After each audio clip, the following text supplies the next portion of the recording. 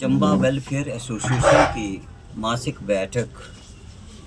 प्रधान श्री ओम प्रकाश जी गोस्वामी की अध्यक्षता में संपन्न हुई। मैं सुरेश कश्मीरी, महासचिव Chamba welfare association, Chamba welfare association की तरफ से आप सभी पत्रकार छाया को नव वर्ष 2026 की शुभकामनाओं के साथ ही आज का जो मीटिंग का विवरण है वो देने जा रहा हूँ। तो मीटिंग में तो वैसे चंबा हित से जुड़े कई मसलों पर हमने चर्चा की, लेकिन दो जो अति महत्वपूर्ण मुद्दे हैं जिसकी ओर हम सरकार, जिला प्रशासन का बार बार ध्यान आकर्षित करने की कोशिश करते रहते हैं, क्योंकि वे अभी तक भी अनसुलझे से हमें लगते हैं। तो पहला जो हमने पॉइंट उठाया वो है कि आकांक्षी जिला होने के बावजूद भी चंबा में स्वास्थ्य सुविधाओं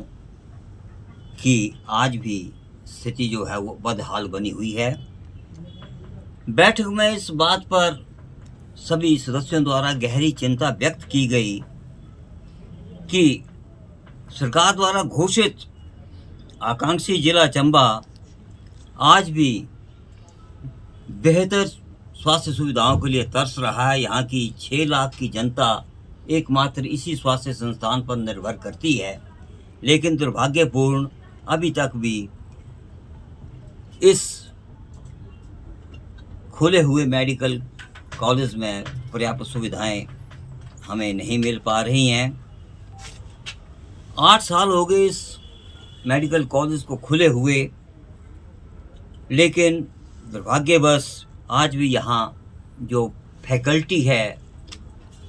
या जो विशेषज्ञ डॉक्टरों की आपूर्ति है या उनके लगभग 40% पद जो है अभी तक भी खाली चले हुए हैं। हालांकि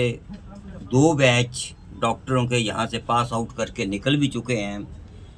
और ये अलावा इसके पैरामेडिकल स्टाफ और नर्सिंग के भी भारी पद जो हैं वो खाली पड़े हुए हैं, जिसके अभाव में जनता जो है सफ़र कर रही है।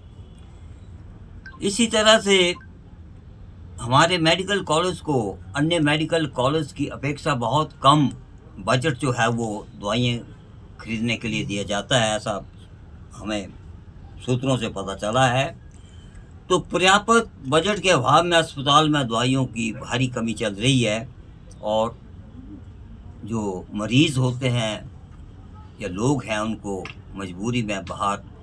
महंगे दामों पर दवाइयाँ जो है वह खरीदनी पड़ती है। अलावा इसके हमारी एसोसिएशन के बारंबार अनुरोध के उपरांत भी अभी तक इस मेडिकल कॉलेज में हृदय रोग विशेषज्ञ नहीं हैं, मूत्र रोग विशेषज्ञ, कैंसर रोग, न्यूरोलॉजी, नेफ्रोलॉजी व पल्मोनरी जैसे महत्वपूर्ण विभाग जो हैं वो अभी तक भी यहाँ पर नहीं खोले गए हैं। तो जनता जो है बड़ी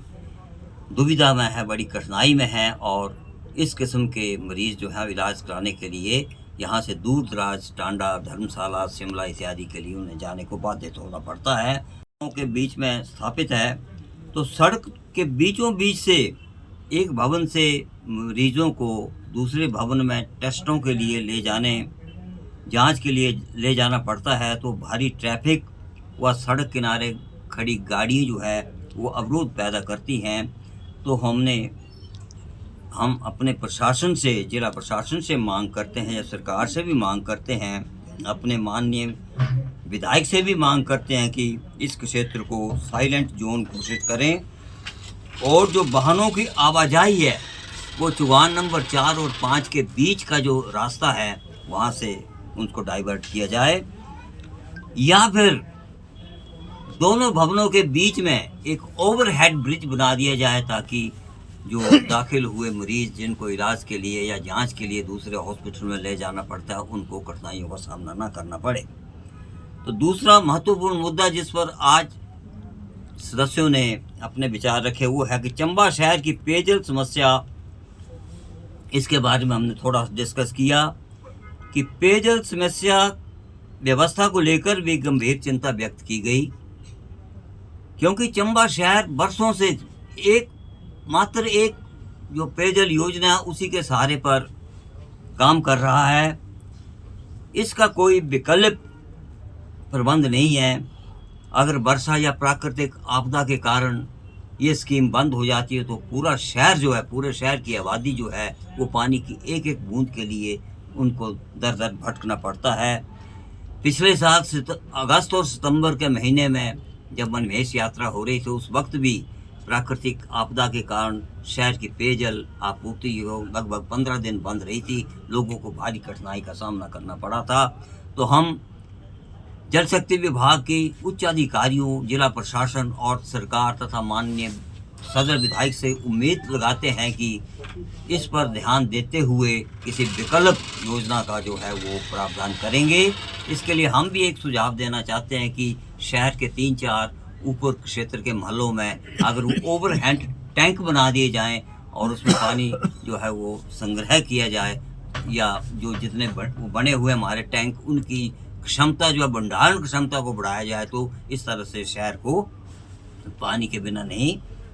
रखा जा सकता।